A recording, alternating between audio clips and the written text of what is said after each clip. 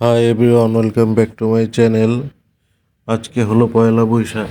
আর এই পয়লা বৈশাখে কিন্তু সবার বাঙালির সবচেয়ে প্রিয় খাবার হচ্ছে পান্তা ভাত, পান্তা ইলিশ।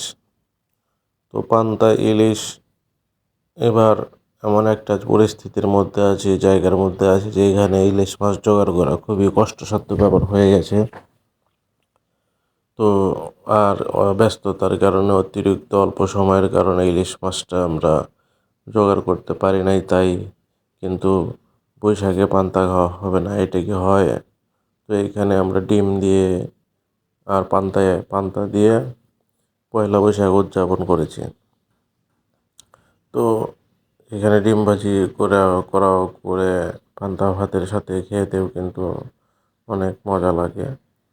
তো এখানে যে ডিম ভাজা হচ্ছে, আর পান্তা তো রাত্রিতে ভাত তৈরি করে রান্না করে সেখানে পানি দিয়ে ভিজিয়ে রাখা হয়েছে, সকালে সেটা হবে এই ডিম ভাজির সাথে। আর সাথে তো থাকছে স্পেশাল আলুর ভর্তা, কাঁচামরিচ।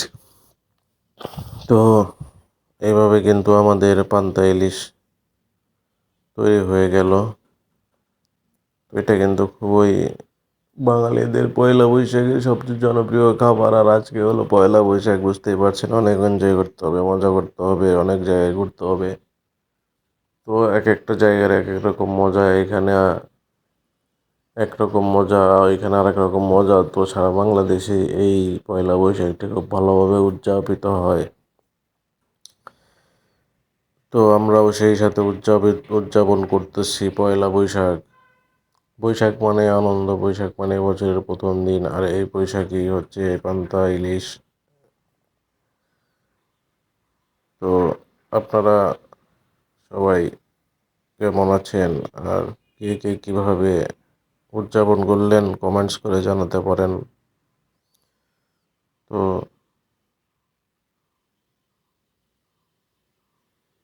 এই যে এটা হলো সেই কাঙ্ক্ষিত পান্তা ভাত, যেটা পানি দিয়ে ভিজিয়ে রাখা হয়। তো এইখানে পান্তা ভাত খাওয়ার জন্য বসতে হচ্ছে। তো এভরিওয়ান, তৈরি হয়ে গেছে আমাদের পান্তা ভাত। ইলিশ তো নয় তাই বলতে পারতেছে না, তারপরে মুখ দিয়ে বের হয়ে যাচ্ছে পান্তা ইলিশ, ডিম ভাজি।